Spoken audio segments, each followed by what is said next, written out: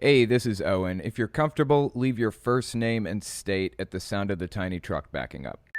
Hey, Owen, this is Jason from Virginia, and I was just wondering, how do you live with just this, like, you growing up with all that abuse and just you just having to deal with it? Because I had a lot of abuse growing up too, and it's hard.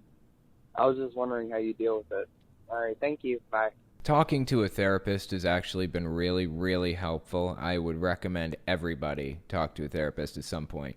Everybody, not just people who have gone through traumatic events or whatever, but like every single person should talk to a therapist at least once. Just get things off your chest, talk to them, tell them what's on your mind, what you've been dealing with, and all that stuff. And it could be really helpful. Worst case scenario, you got to tell somebody about stuff going on in your life and it makes you feel a little bit better. That's worst case scenario. Best case scenario, they can do more for you than just listen. They can prescribe medication if they think that you need it. They can send you through different types of treatments and stuff like that. Therapy is endlessly helpful, in my opinion. Personally, I moved on by finding new family members who actually care and who wouldn't give up on me at the drop of a hat like mine did. That has been eternally helpful, just building a life outside of the scumbags that I dealt with when I was a kid, basically my parents and others. Hey, Owen, this is Eric from Minnesota. Yeah, I was wondering if you saw on JW's Instagram, the worldwide Instagram, they have pictures of a pop-up tent like at an art festival preaching to the refugees from Ukraine. It kind of seems like kind of asinine that they would, want to push all that stuff rather than doing humanitarian efforts. Do great work. Thanks. Yeah, I appreciate that. That's an interesting point. I actually looked around for this. I didn't find like the Jehovah's Witnesses official Instagram, so I couldn't find the thing that you were referring to. But I wanted to make a point about this.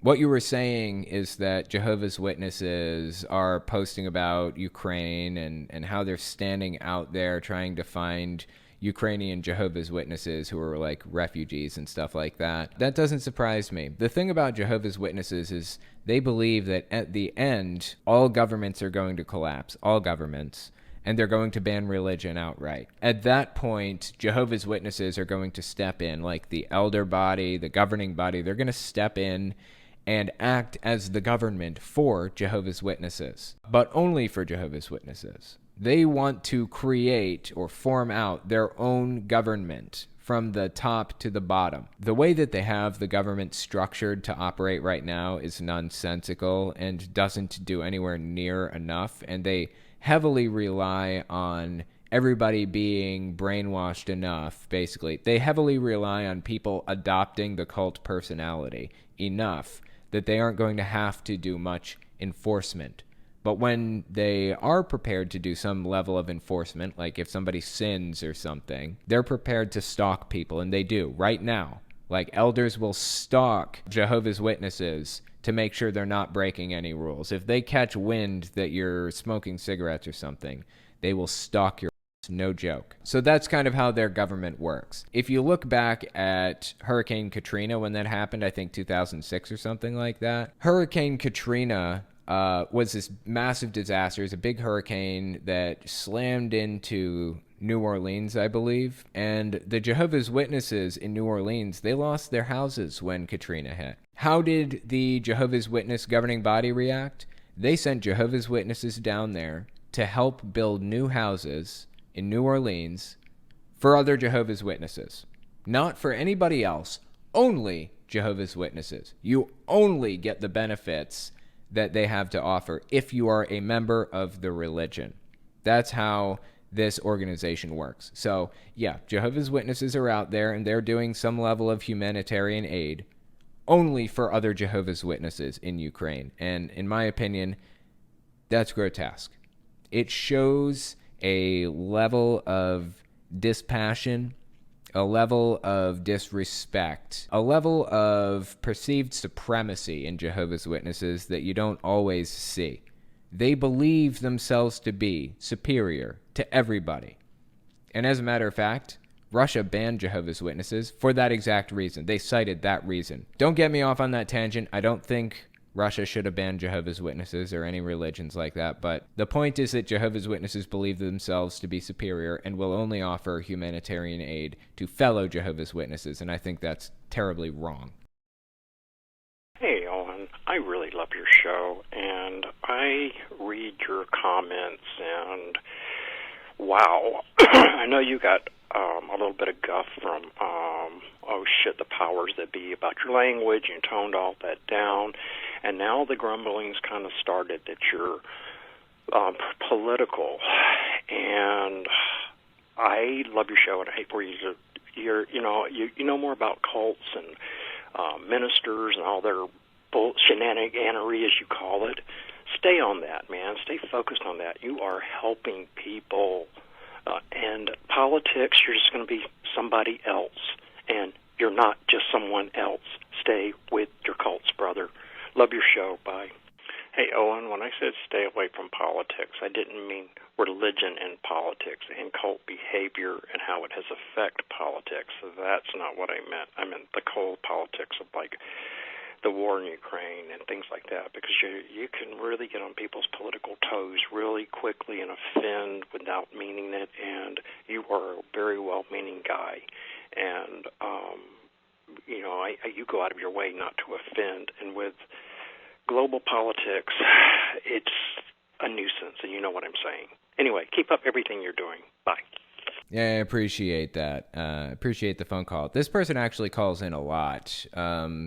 I don't always play everything that they put out. I feel like sometimes it's just a message for me. It doesn't need to be played on air, but I do appreciate the phone calls that they leave me, the voicemails. They're really interesting.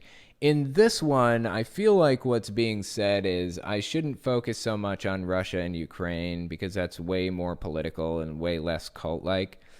But I think I disagree. The reason that I started covering Ukraine in the first place, Russia, Ukraine, it's because I heard a lot of right-wing extremists and televangelists, and I heard QAnon espousing opinions on this situation. And they seem to be siding with Putin in this, which is absolutely, completely, and totally bizarre to me, that they would support somebody so clearly in the wrong. Not only are they supporting Putin, but they're using propaganda to support him.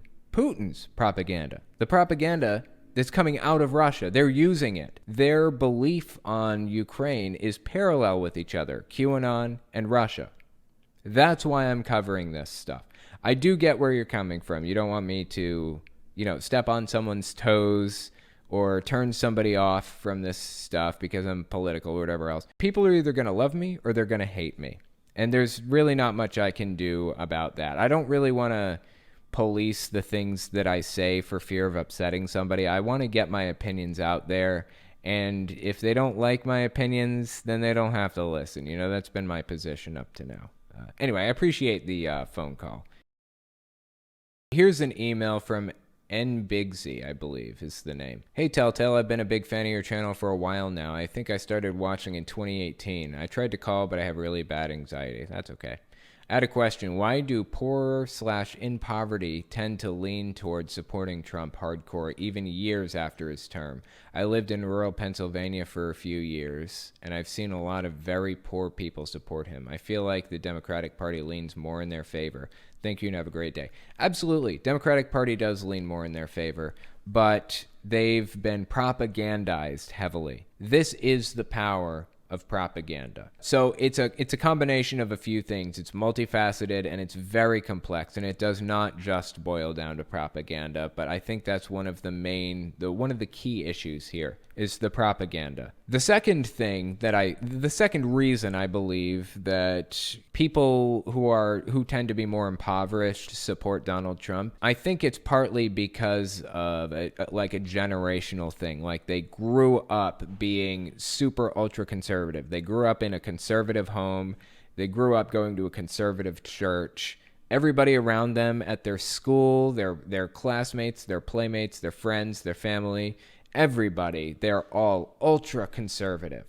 And Donald Trump came in as a far-right candidate.